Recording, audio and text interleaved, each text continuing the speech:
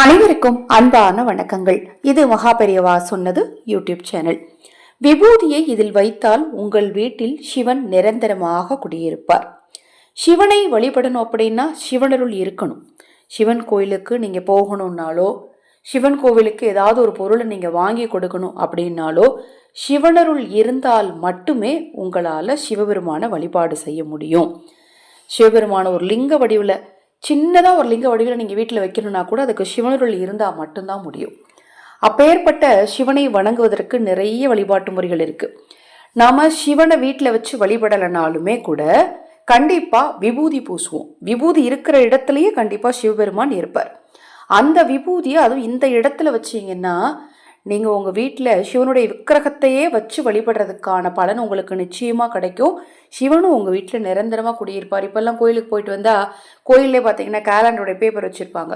அந்த பேப்பரில் கொஞ்சம் விபூதியை போட்டு எடுத்துகிட்டு வருவோம். இல்லைனா கோயிலில் இருக்கக்கூடிய தூண்களில் விபூதியை போட்டுட்டு வருவோம். இது மாதிரி கோயிலில் கொடுக்குற பிரசாதத்தை கூட என்ன பண்ணுவோம்னா வீட்டில் ஒரு கிண்ணமோ அல்லது கும்பா அப்படின்னு சொல்லுவாங்க, சந்தன கும்பா, குங்கும கும்பான்னு சொல்லுவாங்க.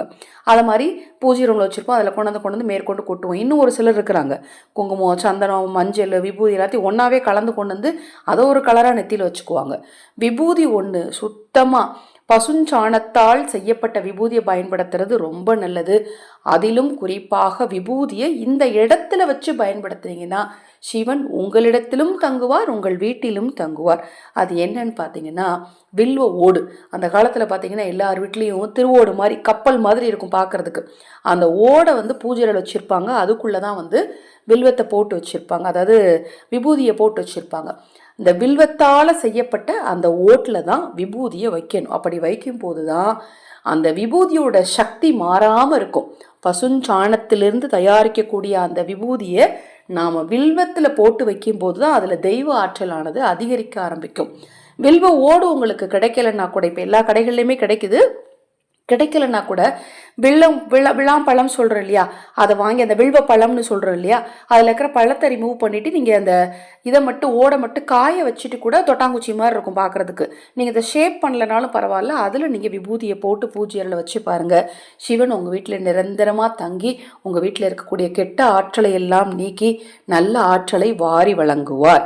இப்போ நான் சொன்ன பதிவில் உங்களுக்கு ஏதேனும் சந்தேகம் இருந்தாலும், பூஜை பொருட்கள் உங்களுக்கு தேவைப்பட்டாலும் 9344692042 இந்த வாட்ஸ்அப் எண்ணுக்கு தொடர்பு கொள்ளுங்க. அதை பற்றி தெளிவான விளக்கம் கொடுக்குறேன். ஹரஹர சங்கர ஜெய ஜெயசங்கர, ஹரஹர சங்கர ஜெய ஜெயசங்கர. மகாபெரிவா திருவடிப்பாதம் சரணம் சரணம். இந்த பதிவை கேட்டுக்கொண்டிருக்கும் உங்களது அனைவரது வாழ்விலும் சிவனருளாலும் மகாபெரிவா அருளாலும் நல்லதே நடக்கட்டும்.